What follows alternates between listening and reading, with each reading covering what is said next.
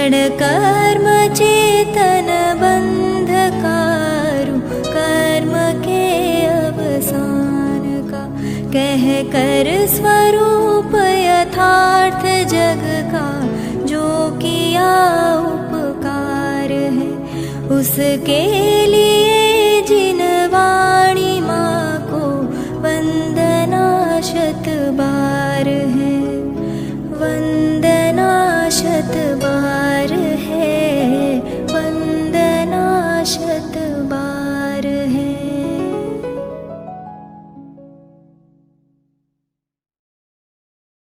ओम नमस्तेभ्यः, ओम नमस्तेभ्यः, ओम नमस्तेभ्यः।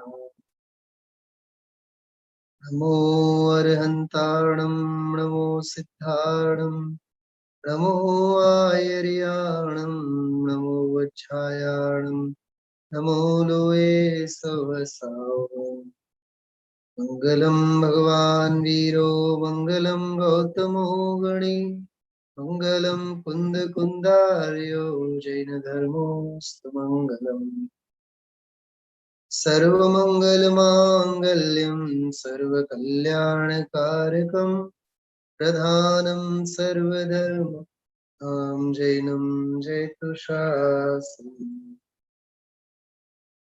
मोक्षमार्गस्य नेतारं भेतारं कर्मभूभृतां, ज्ञातारं विश्वतत्त्वानां वन्दे तत्गुणलब्धये, ते तत्गुणलब्धये।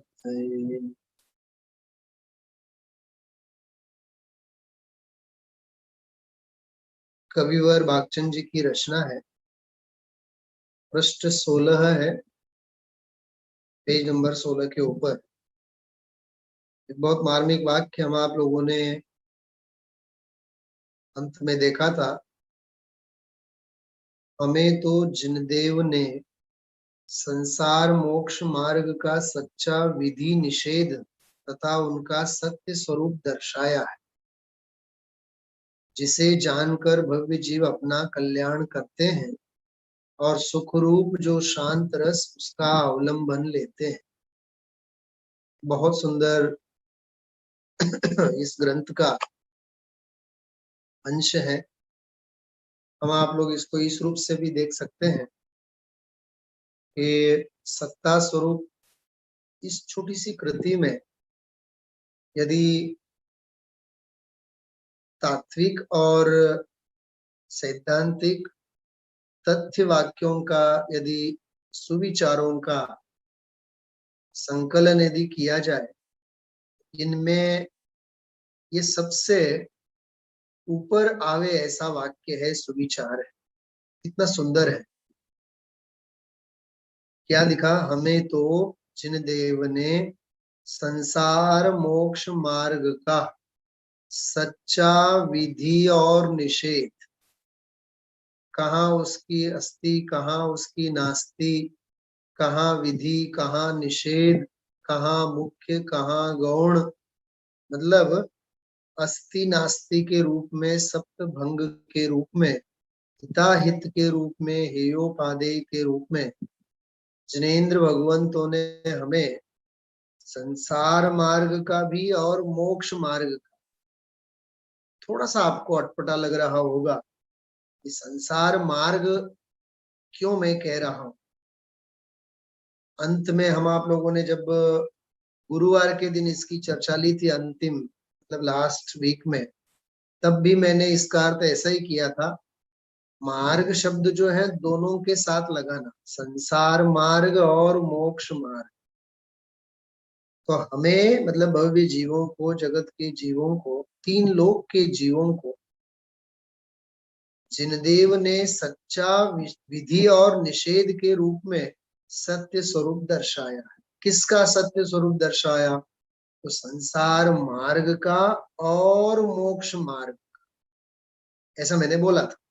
और आज भी, अब भी मैं यही बोल रहा हूं। इसके पीछे एक कारण है। समग्र वस्तु व्यवस्था में दो ही तो बातें समझने लायक है। कोई भी शास्त्र हम आप पढ़े, मैंने छड़ाला का उदाहरण दिया था, मोक्षमा प्रकाशक का उदाहरण दिया था, समय सार का उदाहरण दिया था।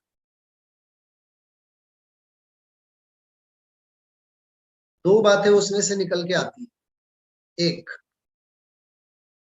4 गति 84 लाख योनिया संसार, संसार के दुख, और दूसरी तरफ सम्यक दर्शन ज्ञान और चारित्र, मोक्ष और मोक्ष सुख।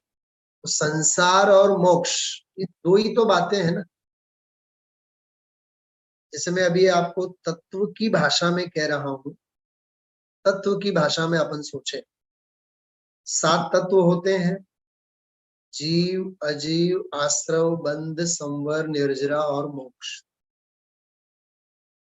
इसमें देखिए, जीव मतलब तो मैं, भगवान, आत्मा, जगत के सारे जीव, लेकिन जीव चैतन्य में आत्मा, चाहे मैं हूं चाहे अनंत जीव, तो जीव की बात, आत्मा की बात।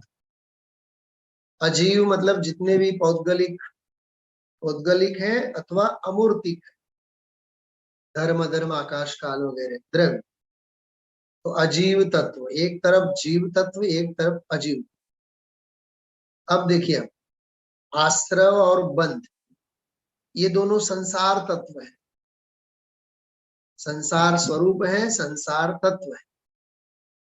संवर, निर्जरा और मोक्ष, संवर और निर्जरा ये मोक्ष के कारण है।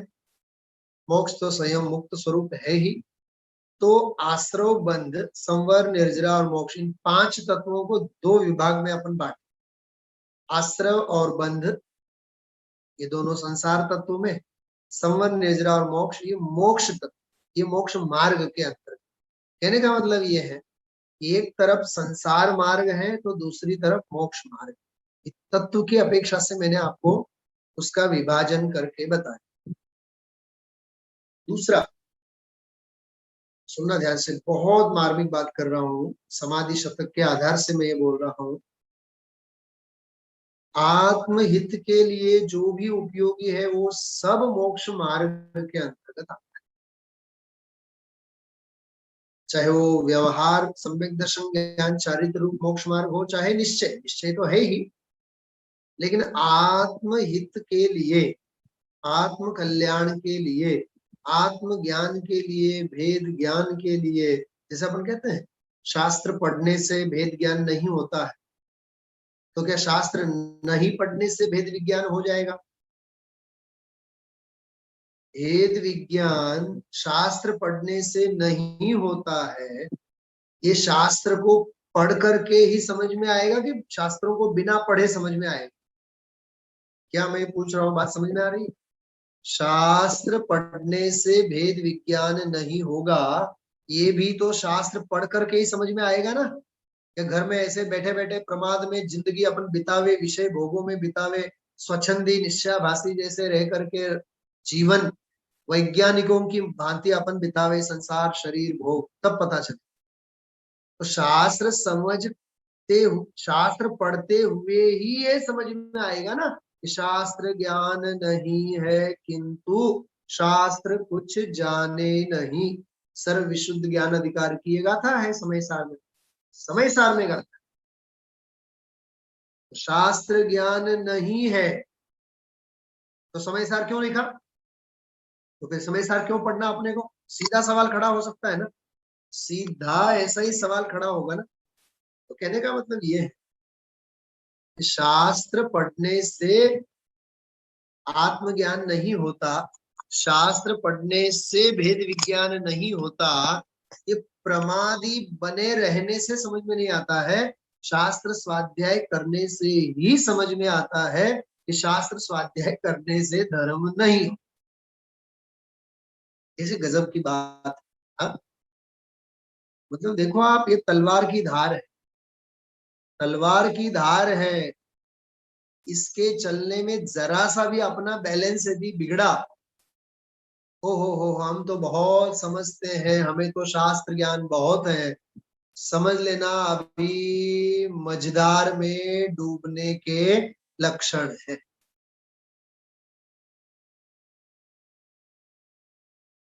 समझ में आ रही बातें? ऐसा है, इतना सुंदर विषय, तो अच्छा, दूसरी बात, रत्नकरण श्रावकाचार्य जो ग्रंथ है उसमें शुरुआत में ही तीसरा ही श्लोक है, नमः श्री वर्धमानाय, नमः श्री वर्धमानाय। श्लोक है, जस्ट एक सेकंड, बहुत सुंदर। ये तो मंगलाचरण है, मैं जो कह रहा हूं मैं वो उदाहरण, ये तो मंगलाचरण का श्लोक है, से रत्नगण सावकाचार्य ग्रंथ है। नमः श्री वर्धमानाय निर्धूत कलिलात्मने सालोकानां त्रिलोकानां यद्विद्या दर्पणायते। इतना सुंदर श्लोक है। यद विद्या, जिनकी विद्या, जिनका केवल ज्ञान, दर्पणायते, दर्पणायते मतलब दर्पण की भांति, सालोका नाम त्रिलोका, तीन लोक और छह द्रव्य रूपी, छह द्रव्यमय लोक और तीनों लोक, सर्वद्रव्य पर्यायेषु केवलस्य, उसका ये भावानुवाद है। क्योंकि उमा स्वामी पहले हुए, उनसे पहले आचार्य कुंदकुंद देव हुए, उमा स्वामी के बाद हुए हैं समन्वय। बिल्कुल, सर्वद्रव्य पर्यायेषु केवलस्य। ये हम लोग जयपुर में इस प्रकार से, मैं तो व्यक्तिगत ऐसा स्वाध्याय करता हूँ। हर ग्रंथ में समझो कोई भी गाथा अपन पढ़ते हैं तो ये गाथा का ही बिल्कुल सिमिलर क्वालिटी वाला कोई सूत्र हो तो उसका कॉम्बिनेशन तोड़ ढूंढते थे।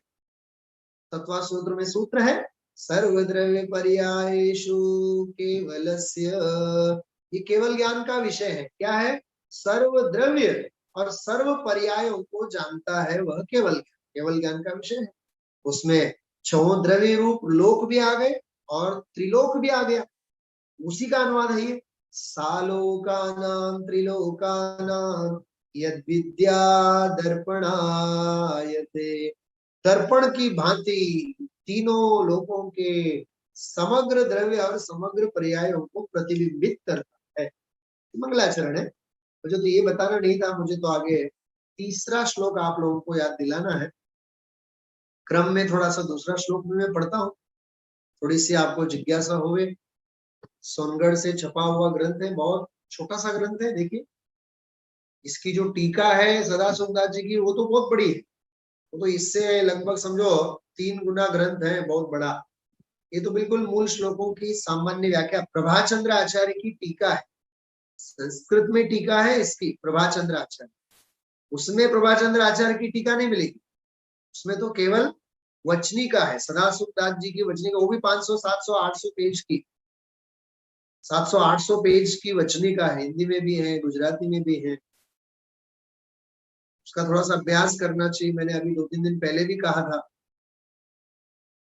भावना अधिकार विशेष है, सुनने और समझने जैसा विशेष। देखिए, देशयामि समीचीनम धर्मम कर्मनिवर्णम, कर्मनिवर्णम, कर्म को दूर करने वाला। कौन? कर्मनिवर्णम मतलब कर्मणाम विनाशक, कर्म को विनाशक।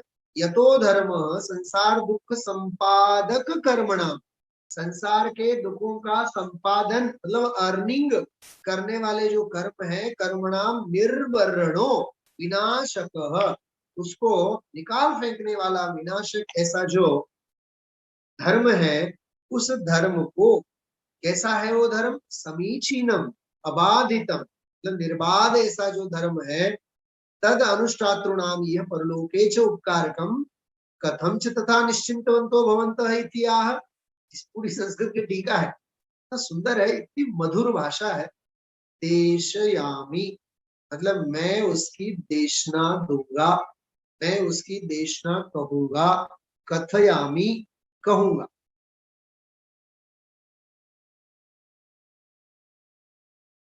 देखिए, कथयामी मूल में नहीं लिखा, समंतभद्र आचार्य ने कथयामी नहीं लिखा, देशयामी लिखा।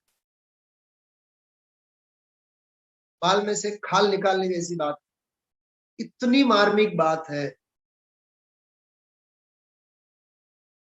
देखो मुझे आप बताओ, बेटा बेटी अपनी माँ को माँ कहे तो मराठी में आई कहे, मराठी में आई कहे, माँ कहे और इंग्लिश में मम्मी कहे, फर्क नहीं है दोनों में।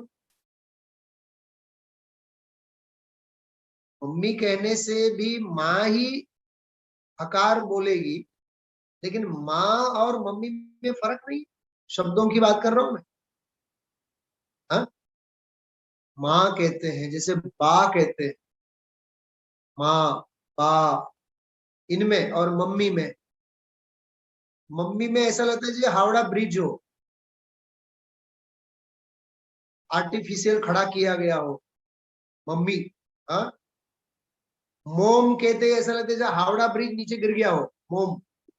हाँ, लेकिन बा शब्द जो है वो, મને મારી માતૃભાષા ગમે છે, કેમ કે મને મારી બા ગમે છે। समझ में आ रही है? भाषा की बात कर रहा हूं मैं, आप सुनना, आप समझना, बहुत गंभीर और गहन बात कर रहा हूं अभी। तो इसमें कथयामी नहीं कहा, कथयामी मतलब मैं कहूंगा ऐसा नहीं कहा, देशयामी कहा। इसका क्या अर्थ? बहुत मार भी करते हैं उसका। देशयामी मतलब मैं उपदेश दूंगा, समझ में आ रही? मतलब देशना से संबंधित शब्द है, मतलब मैं तत्वोपदेश दूंगा, तत्व की मैं देशना दूंगा। कभी आपने ये भी सोचा कि 5 लब्धियों में क्षयोपशम लब्धि और विशुद्धि लब्धि, उसके बाद देशना लब्धि शब्द आता है, प्रवचन लब्धि शब्द आता है, श्रोता लब्धि शब्द आता है, वांचन लब्धि शब्द आता है, अभ्यास लब्धि शब्द है, स्टडी लब्धि शब्द है, स्टडी लब्धि, लेक्चर लब्धि शब्द है, लेक्चर। मुझे तो लेक्चर शब्द से ही चिढ़ है। कई लोग आजकल फैंसी स्टाइल में बोलते हैं हमारा लेक्चर। अरे लेक्चर तो स्कूल कॉलेजों में होते हैं, ये लेक्चर नहीं कहलाते हैं, ये प्रवचन कहलाते हैं, ये स्वाध्याय कहलाता है।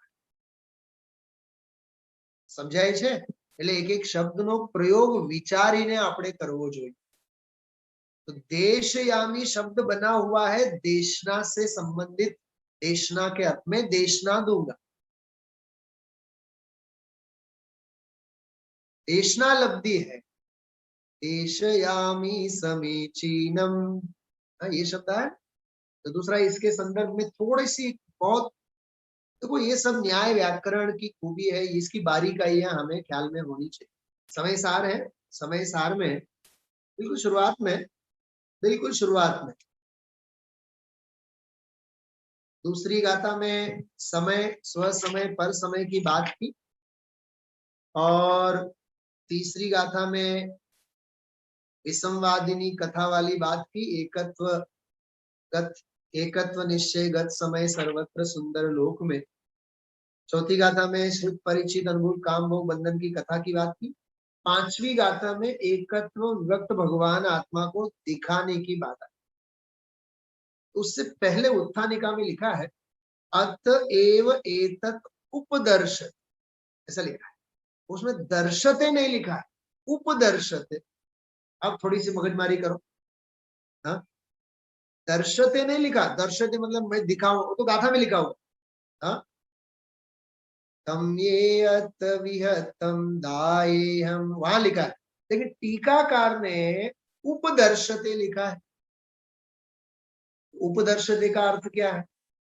हाँ? अब उपदर्शते का अर्थ सामान्य नहीं है कि हम दिखा देंगे, ऐसा अर्थ नहीं उसका। उप जो है वो उपसर्ग है, प्र परा अप सम अनु अव निस निर दुस दुर वी आंग नी अधि परी इति उप, ऐसे 22 उपसर्ग है। अब उप उपसर्ग का अर्थ होता है निकट में।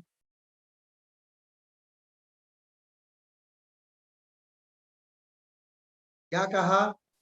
उप उपसर्ग का अर्थ होता है निकट। जैसे मुनिराज के ऊपर उपसर्ग होते हैं ना, ऐसे शब्दों के ऊपर भी उपसर्ग होते हैं।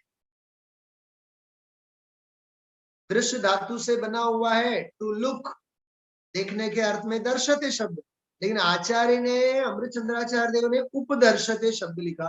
अब उपदर्शते का अर्थ होता है मैं तेरे निकट में, तुझ में ही मैं तुझे भगवान के रूप में दिखाऊंगा, उसका नाम है उपदर्श। वहां उपदर्शते का अर्थ केवल ये नहीं कि मैं दिखाऊंगा, ये अर्थ नहीं है उसका। कईक समझाय छे? આવું બધું વ્યાકરણનો અભ્યાસ અને ડેપ્થ હોય તો સમયસાર ગળે ઉતરે, સમયસાર સમજાય। એમાં સ્પષ્ટ લખ્યું છે, लिखा है उसमें कि मैं उसे दिखाऊंगा। अब दिखाऊंगा बात पूरी हो गई, लेकिन दिखाऊंगा का अर्थ वहां निकट में दिखाऊंगा, मतलब तेरा प्रभु तुझ ही में डोले, उसका नाम उपदर्शक। उपदर्शते का भावानुवाद है भक्ति की भाषा में, तेरा प्रभु तुझ में डोले, मेरा प्रभु मुझ में डोले, तेरा प्रभु तुझ ही में डोले, उसका नाम उपदर्शक। क्यारे विचार आवे छे? समयसार केटली वखत आपणे सांभळ्या? एटलीस्ट 38 वखत तो सांभळ्या छीए, 19 नहीं। हाँ, बिग बजार वाला केटलू जरूरी छे? एना माटे थोड़ा बहुत न्याय व्याकरण का अभ्यास होना चाहिए। और एक दूसरी बात, गुरु गम के बिना ये पल्ले ही नहीं पड़े, बात ये पल्ले ही नहीं पड़े। हाँ, दवा पोतानी मेळा लई लेवानी के डॉक्टर नी सलाहथी लेवानी? बोलो, डॉक्टर नी सलाहथी दवा लेवाय के आप मेळे लेवाय? बोलो भाई प्रकाश भाई, बोलो तो। दवा आप मेळे लई लेवाय के दवा ने पूछ सुना डॉक्टर नी सलाहथी लेवाय? हाँ, डॉक्टर नी सलाह जो न हशे तो मरवानो वारो आवशे। हाँ, एटले आगम में गुरु गम विना अगम बाबत में गम न पड़े। शू कीधु? आगम में गुरु गम विना गम न पड़े, एटले अभ्यास जोईए, गुरुनी निश्रा जोईए। हाँ, आ देखाय छे तमने? शू छे? शू देखाडो? समझाय छे? हाँ, शिक्षक महिमा। सांभळो, तमने एक वाक्य बताओ, तमने बहुत सरस छे। प्रभावित करे ते नहीं, प्रकाशित करे ते शिक्षक कहवाय। क्या कहा? कपड़े लत्ते, दाग दागीने, चश्मा, गॉगल, टाई बाय, उससे प्रभावित करे उसे नहीं, प्रकाशित करे उसे शिक्षक कहते। पेंटागोन वाला समझाय छे? पेंटागोन के पेंटालोन भुलाय छे महाराज। हाँ? क्या कहा? प्रभावित करे ते नहीं, प्रकाशित करे ते शिक्षक कहवाय। हाँ, बहुत सुंदर सुंदर है। एक अभी मैं दोपहर ही पढ़ा था, इतना आनंद आया मुझे, मतलब ये मेरे पास बैग में रखी रहती है, लेकिन इतना सुंदर एक इसमें बोल आया शिक्षक से, सैकड़ों बोल है इसमें तो, लेकिन इसमें एक देखो, मैं बताता हूँ। हाँ, जो सांभळो बधाय। श्रीमंत एटले पैसा वाला, अमीर। श्रीमंत, साधु અને शिक्षक, ત્રણે વચ્ચે ફેર શું? શું કીધું? શ્રીમંત, સાધુ અને शिक्षक વચ્ચે ફેર શું? श्रीमंतो बोले, साधु बोले અને शिक्षक बोले, કેટલો? तो कहे छे श्रीमंतो साधनोती बोले छे। समझाणु कई? अमारू फार्म हाउस छे, अमारी पासे एसी छे, अमारी पासे ओडी छे, हाँ, अमारी पासे तो नौकर पण गाड़ी राखे छे। अमीर जे होय ने, श्रीमंत जे होय साधनोती बोले। सुमेर काका,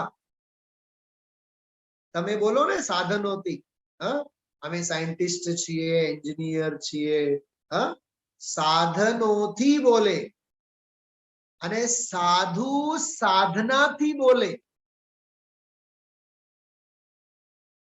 श्रीमंत जो होते हैं वे साधनों से बोला करते हैं और साधु होते हैं वो साधन से बोलते हैं। और शिक्षक जो है न वह साधनों से बोलता है न साधना से बोलता है, वह हृदय से बोलता है।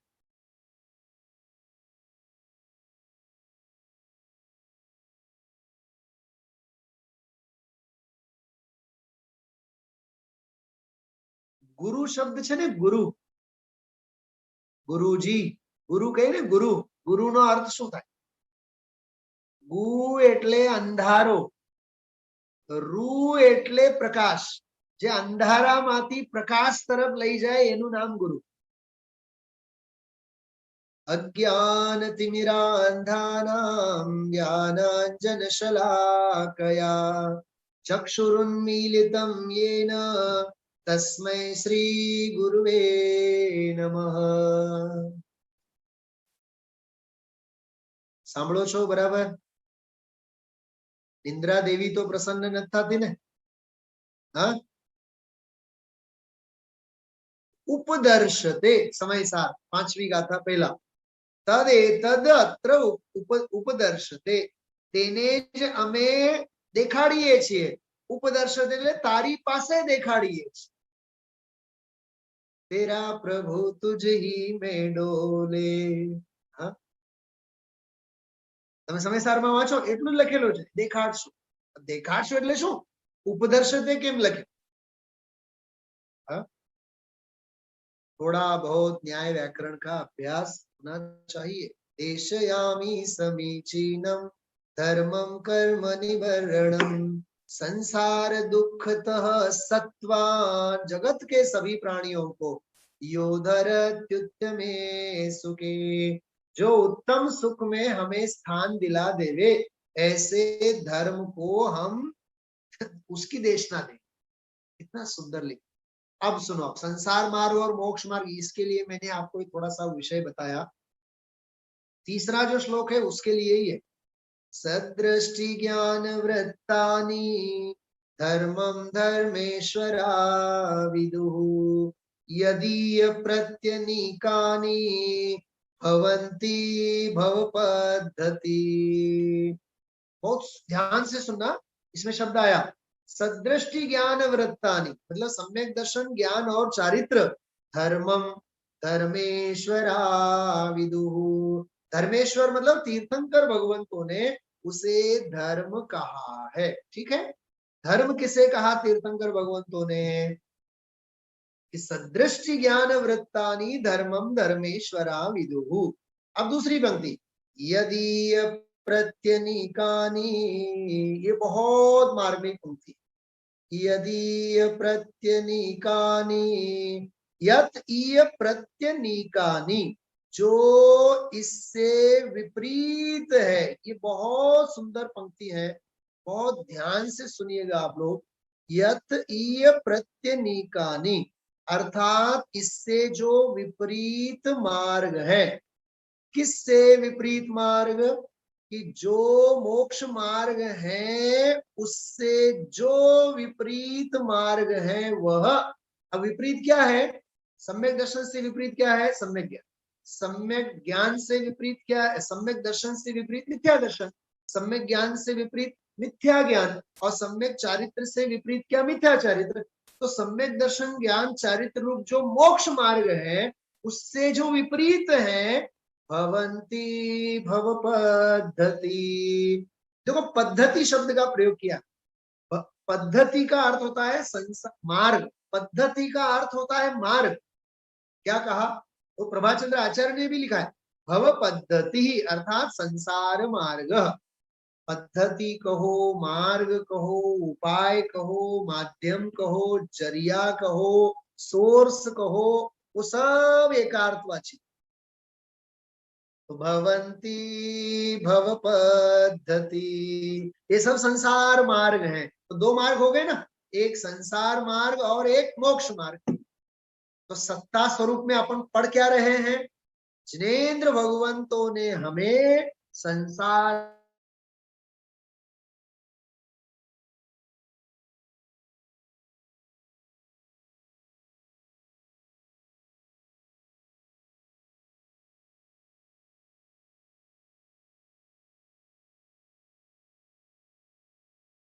की ये अद्भुत चर्चा है। भव्य जीवों को जिनेंद्र भगवंतों ने विधि निषेध के रूप में, अब देखो विधि को अपने को डालना है उपाधि और निषेध का अर्थ अपने को करना है हे। तो संसार मार्ग को हेय कहा और मोक्ष मार्ग को उपाधेय। क्या गजब का उसमें से अर्थ निकल रहा है। पूरा ब्रह्म वाक्य है वो जो अपन ने पढ़ा है वो। हाँ, हमें जिन देव ने संसार और मोक्ष मार्ग का विधि निषेध स्वरूप सच्चा मार्ग दर्शाया है। ये जो लिखा है इतना अंश, इतने अंश में हमें मतलब भव्य जीवों की बात, जिनेंद्र भगवंतों ने मतलब दातार की बात, और उन्होंने जो समझाया वो देय प्रदेय क्या है? कहते संसार मार्ग और मोक्ष मार्ग। तो संसार मार्ग क्या? मिथ्या दर्शन ज्ञान चरित्र, और मोक्ष मार्ग क्या? सम्यक दर्शन ज्ञान और चरित्र। बस इतनी बात समझ में आ जाए ना तो मजा आ जाए। समझाई छे आप सबने? આપણે જો સ્વાધ્યાય ભવનમાં હોત ને તો આખા વાક્યને પોસ્ટમાર્ટમ કરીને તમને મેં બતાવ્યું આમાં કેટલી બધી બાબતો છે। देखो, दान देना हो तो 3 वस्तुओं की आवश्यकता है। नंबर 1, दाता, देने वाला। जब देने वाला हो लेकिन लेने वाला ना हो तो देने वाला हो तो लेने वाला भी होना चाहिए। तो देने वाला दातार और लेने वाले को क्या कहते हैं? पात्र। दाता और पात्र, बराबर। और तीसरी बात, देने वाला पात्र को कुछ देगा, पात्र को कुछ देगा तो देय वस्तु भी तो होनी चाहिए ना। देय वस्तु भी तो होनी चाहिए ना। दान के योग्य जो देय है वो दातार के पास होनी चाहिए ना, और दातार के सामने पात्र भी तो होने चाहिए ना। बिना पात्र के देगा किसे? और पात्र बिना दातार के लेगा किसके पास से? और देयभूत वस्तु ही नहीं है तो दातार देगा क्या और पात्र लेगा? ત્રણેય વચ્ચે ઘમાસાન સમજાય છે। દેય વિના દાતાર આપી ન શકે, દેય વિના પાત્ર લઈ ન શકે। દાતાર આપે તો પાત્ર હોવા જોઈએ, પાત્ર છે તો દાતાર પણ હોવા જોઈએ। મૂળ વસ્તુ તો દાતા અને પાત્ર હોય પણ દેય જ ન હોય તો સમજો કે હું સ્વાધ્યાયમાં આવીને બેસું તો દાતાર તો હાજર, તમે બધાએ પાત્ર પણ હાજર, વક્તા શ્રોતા। હવે કોણ? અરે ભૂલાય જ ગયું, હવે આપણે શું લેવાનું છે આજે સ્વાધ્યાય? હવે હવે એક કામ કરો, યાદ નથી આવતું શું આજે આપણે કરવાનું છે તો જાવાની કે જ્ઞાન તે સૂજે લોકાલોક, જઈએ આપણે ઘર ભેગા, આજનો સ્વાધ્યાય પૂરો। समझ में आई बात? तो दातार भी होना चाहिए तो पात्र भी होना चाहिए और देयभूत वस्तु भी होनी चाहिए। इस वाक्य में वो तीनों बातें हैं। हमें क्या कहा? हमें, ये कौन है? पात्र। योगा टीचर समझाई छे? समझ में आ रही बात? समझता है ना? तीनों भाषा में मैंने पूछा है। क्या कहा कि दातार मतलब मैं, सॉरी, मैं मतलब पात्र, और जिनदेव ने, किसने? ऐसे किसी अरे गहरे नत्थु खेरे ने नहीं, आप्त पुरुष। किसने? आप्त ने, सर्वज्ञ तीर्थंकर भगवंतों ने। वीतराग सर्वज्ञ हितंकर भविजन की अब पूरो आस। हाँ सुनो भाई, बहुत मार्मिक। आज मैंने एक आत्मानुशासन पढ़ा, उसमें बहुत आनंद आया। पहला काल कैसा था, जिस काल में वक्ता तो थे, उसमें ऐसा लिखा है लोकद्वय हितम च वक्ता श्रोता च सुलभाहा। पहला ऐसा जमाना था, इस लोक और परलोक संबंधी दोनों लोगों को हितकारी उपदेश देने वाले भी थे, वक्ता थे, और लेने वाले श्रोता भी। लेकिन दुर्लभ आस्तु, दुर्लभ थे जो करने वाले, सुनने वाले भी थे, सुनाने वाले भी थे, लेकिन करने वाले बहुत दुर्लभ, अपनाने वाले बहुत दुर्लभ थे। ये पहला जमाना। लेकिन अब तो ऐसा है, अद्यत्वे तू, आज का जमाना तो ऐसा है, वक्ता श्रोता च दुर्लभा। अब तो न ऐसे वक्ता रहे और न ऐसे श्रोता रहे। कुछ समझ में आया? हाँ देखो मैं आपको निकाल के बताता हूँ, बहुत सुंदर है, बहुत सुंदर ये बोल है। देखो, धर्मात्माओं की दुर्लभता बहुत सुंदर है, पढ़ने जैसा है। लोकद्वय हितम वक्तुम श्रोतुम च सुलभा पुरा। पुरा मतलब पहले के जमाने में। लोकद्वय हितम वक्तुम मतलब इस लोक का, इहलोक और परलोक के हित की बात, मतलब स्वर्ग मोक्ष आदि की बात, आत्म कल्याण की बात। तो लोकद्वय हितम वक्तुम, लोकद्वय मतलब दोनों लोकों से संबंधित, इहलोक परलोक संबंधी, सुख से संबंधित, वक्तुम श्रोतुम च, वक्तुम मतलब कहने के लिए और श्रोतुम मतलब बोलने के लिए, सुनने के लिए, च सुलभाहा पुराहा, तो वक्ता भी थे और श्रोता भी थे। लेकिन दुर्लभाहा कर तुम, लेकिन करने के लिए, उसको अपनाने के लिए दुर्लभ थे। लेकिन उससे तो गया बीता काल आज का है, अद्यत्वे, इस पंचम काल में तो, आज तो वक्तुम श्रोतुम च दुर्लभा, न कोई बोलने वाला है, न कोई कहने वाला है। देखो अर्थ पढ़ना इसको। पूर्व काल में मतलब पहले जमाने में, हा?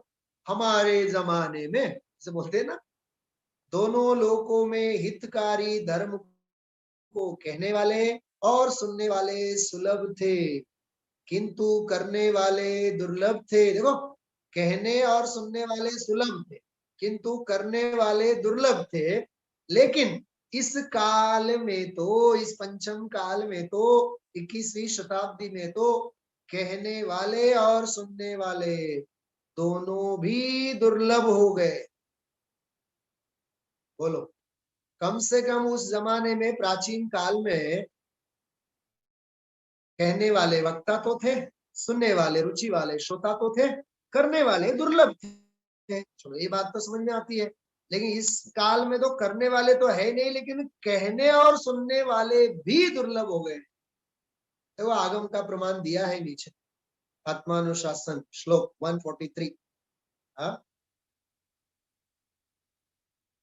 तो ऐसे जमाने में क्या तत्व का प्रचार होगा?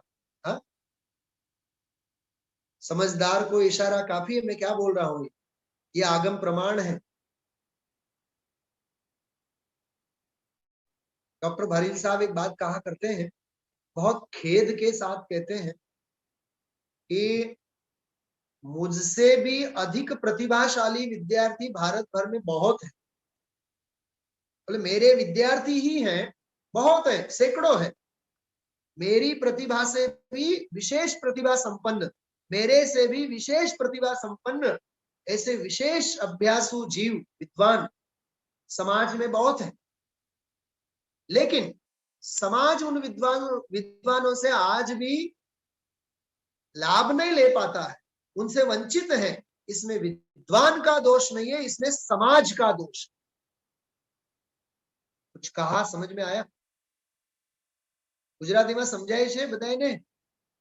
वो गंभीर बैठा छो, बधाए समझाय छे शू कीधुं? हाँ मारा करता पण सैकड़ा प्रतिभा संपन्न एवा सैकड़ो विद्वानो छे, पण ई विद्वानोथी समाज आजे पण લાભ નથી લઈ શકતો, વંચિત રહ્યો છે, એમાં દોષ વિદ્વાનનો નથી, એમાં દોષ સમાજનો છે. हाँ? जैसे भारत के जो ना यंग पीपल, भाई प्रकाश भाई, यंग स्टूडेंट्स सॉफ्टवेर एंजिनियर થઈને ગૂગલ માં અમેરિકા અને યુરોપ કન્ટ્રીઝ માં જાય છે. કેમ કે ભારતનો ભાગ્ય જ નથી કે એમને ઈ સાચવે.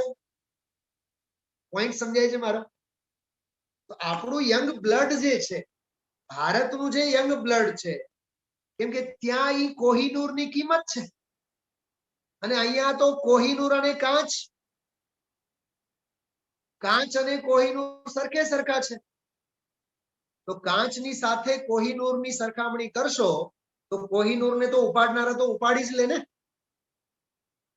હા, અને પછી લંડનના ત્યાં હોલમાં પછી કોહિનૂર મૂકશે અને પછી આપણે ઇન્ડિયન જાશું $500 દઈને પછી કોહિનૂરના દર્શન કરશું આપણે. અને કોહિનૂર ક્યાંનો? આપણો ભારતનો. हाँ, ये है गजब की बात. ये जो मैंने आपको श्लोक बताया वो श्लोक का ये भाव है. पहला वह जमाना था जब कहने वाले वक्ता भी थे, सुनने वाले श्रोता भी थे, लेकिन अब न कहने वाले हैं न सुनने वाले हैं. वही मुझे बात याद आ गई जब आत्मानुशासन की बात पढ़ी, अनुभव प्रकाश की बात कल ही गुरुदेव श्री ने याद दिलाई थी. हाँ, आगम अनुसार कोईनी श्रद्धा देखाती નથી, શાસ્ત્રાનુસાર કોઈની શ્રદ્ધા દેખાતી નથી, આગમ અનુસાર બોલનારા કોઈ વક્તા રહ્યા નથી. અને હું કહું છું તો ખોટું લાગી જાય છે. ખોટું માને છે એટલે હું બધું લખીને જાઉં છું, કેમ કે કાળ ઘણો લાંબો છે, ક્ષેત્ર ઘણો મોટો છે, કોઈ ન કોઈ કાળે કોઈ ન કોઈ ક્ષેત્રે એવો સમજનારો જીવ પેદા થશે, માટે હું લખીને જાઉં છું. कितनी वेदना हुई होगी पंडित कासलीवाल साहब को, दीपचंद जी कासलीवाल साहब ने जो लिखा, कितना उनको दर्द हुआ होगा, सोचो. ऐसा है, हमें ये पात्र की बात, जिनदेव ने ये दाता की बात और विधि और निषेध के रूप में जो वस्तु स्वरूप का स्वरूप, जिसमें संसार मार्ग और मोक्ष, समग्र जिनागम में संसार मार्ग और मोक्ष मार्ग के अलावा कुछ भी नहीं. मोह की चर्चा, मिथ्यात्व की चर्चा, अज्ञान की चर्चा, कषायों की चर्चा, उनको एक शब्द यदि दिया जाए तो संसार तत्व. संवर की चर्चा, निर्जरा की चर्चा, मोक्ष मार्ग की चर्चा, आत्मज्ञान की चर्चा, भेद विज्ञान की चर्चा, 6 द्रव्य, 7 तत्व, 9 पदार्थ, आत्मा परमात्मा, क्रमबद्ध पर्याय, निमित्त उपादान, कारण शुद्ध पर्याय. ये जितना जो भी आगम है चारों अनुयोगों का, इसमें भी भेद विज्ञान की मुख्यता से वर्णन है. सब मोक्ष मार्ग का संसार और मोक्ष मार्ग ये देय है. ये सर्वज्ञ भगवंतों ने हमें दिया. केवल क्रियाकांड की शिक्षा नहीं दी है.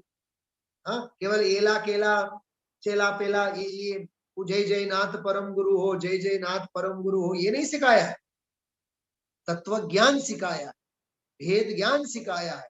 तत्व ज्ञान के माध्यम से भेद ज्ञान कर और भेद ज्ञान के माध्यम से आत्मज्ञान कर. क्या कहा मैंने? प्रज्ञाबेन ध्यान से शू कीधुं? सांभळो छो ध्यानथी? हाँ, कया 3 शब्द कीधा मैं हमणा? हाँ, ये जो लखू छू बोर्ड पर लखू छू, सांभळो बधाए. 3 वस्तुओनी वात मैं करी हमणा. हाँ, बहुत अद्भुत बात थी. नंबर 1 तत्वज्ञान, बराबर. नंबर 2 भेद ज्ञान, नंबर 3 आत्मज्ञान. बस आ 3 बाबतों छे. सबसे पहले लिखा तत्वज्ञान. तत्वज्ञान मतलब सारा जिनागम, जिसमें संसार मार्ग और मोक्ष मार्ग का उपदेश दिया है. सुनना ध्यान से, इसके ऊपर ही मैं घटित कर रहा हूं. तत्वज्ञान को सुनो, समझो, सोचो और उसमें हमें हेय क्या है और उपादेय क्या है, विधि क्या है और निषेध क्या है। विधि मतलब अस्ति, विधि मतलब उपादेय और निषेध मतलब हेय, उसका भेद ज्ञान करो। तत्व ज्ञान को सुनो सोचो समझो और हेयोपादेय का भेद ज्ञान करो और फिर परम पुरुषार्थ के माध्यम से ये थर्ड स्टेज पार करो। ये होगा तो ए होगा और ये होगा दूसरा तो ए होगा, और यदि इसका हमें प्रयोजन नहीं है, ये नहीं होने वाला और ये तो होगा ही नहीं। और यदि इसका अभ्यास करेंगे, इसका निर्णय करेंगे और इसका संपादन करेंगे तो अपना जीवन धन्य हुए बिना नहीं रहेगा। बात समझ में आई? हाँ, कितनी मार्मिक बात है ये। तत्व ज्ञान के माध्यम से भेद ज्ञान करो और भेद ज्ञान करते हुए आत्मज्ञान की संपदा को पाओ। जिनेंद्र भगवंतों ने हम आप लोगों को संसार मार्ग और मोक्ष मार्ग का जो उपदेश दिया है याद रखना है। सदृष्टि ज्ञान वृत्तानि धर्मम धर्मेश्वरा विदु यदि प्रत्यनीकानि भवन्ति भव पद्धति। तीसरा ही श्लोक है, उसमें भव पद्धति मतलब भव मार्ग की बात बनासीदास जी ने उसके लिए जगपंथ शब्द दिया है। जगपंथ, जगपंथ भी है ना, जीव पंथ है तो जगपंथ भी है। जीव है तो जीव पंथ है, जीव मार्ग है, आत्म कल्याण का मार्ग है। जग है तो जग का भी पंथ है। ऐसे छोटे छोटे वाक्यों में भी जो मर्म भरे हुए होते हैं, ये तो ऐसा है कि ऐसे ज्ञानी धर्मात्माओं के वाक्य तो सारे के सारे मुझे तो लिंडी पीपर जैसे दिखते हैं। इनको जितना घोटो ना उतना इसमें से निकलता है। कहे विचक्षण पुरुष सदा में एक हूँ, अपनो रस सो भर्यो अनादि टेक हूँ। मोह कर्म मम नाही नाही ब्रह्मकूप है, शुद्ध चेतना सिंधु हमारो रूप है। मतलब उसकी हमें खूब महिमा आनी चाहिए और जिनागम के एक एक वचनों को ब्रह्म वाक्य समझकर हम आप लोगों को पढ़ना चाहिए। तो आज बहुत गंभीरता से उस अंश के ही हम आप लोगों ने थोड़ी सी यहाँ मीमांसा की। ये मीमांसा का विषय है, ये चिंतन मनन का विषय। वादे वादे जायते तत्वबोधः, ज्ञानियों ने ऐसा कहा है। वादे वादे वादे वादे मतलब कथन कथन में उसकी चर्चा विमर्श करने में कहीं ना कहीं कोई ना कोई तत्व का बोध हो जाता है। ऐसा यह अद्भुत तत्व ज्ञान सबर सत्ता स्वरूप ग्रंथ है। इसमें उस वाक्य का आज हम आप लोगों ने फिर एक बार आलोड़न किया, अवगाहन किया और विहंगावलोकन करते हुए आत्मज्ञान की भावना भाई। भेद विज्ञान के माध्यम से वह आत्मज्ञान का पाया हम आप लोग चढ़ पाएंगे और वह भेद ज्ञान बिना तत्व ज्ञान के हो नहीं सकता है। इसलिए तत्व ज्ञान को पाने के लिए चारों अनुयोगों का स्वाध्याय अध्ययन चिंतन मनन करना जरूरी है। वांचना, सुनना बराबर, पूछना, श्रवण वांचन मनन चिंतन ये सब अपने जीवन में होना चाहिए। बस इसके माध्यम से ही हम आप लोग आज के स्वाध्याय को विराम देते हैं। बाकी कहने के लिए बहुत कुछ है, बहुत कुछ है, उसकी चर्चा यथा योग्य समय फिर हम आप लोग करेंगे।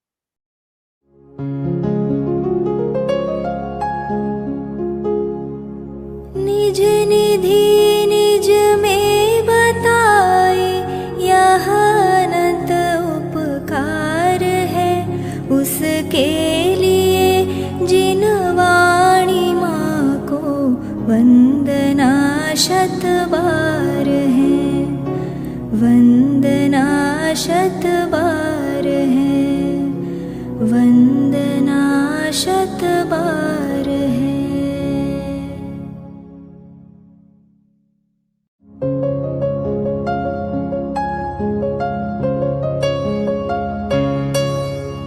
हे जिन वाणी भारती तो जपो दिन रैन, जो तेरी शरणा गहे सो पावे सुख चैन।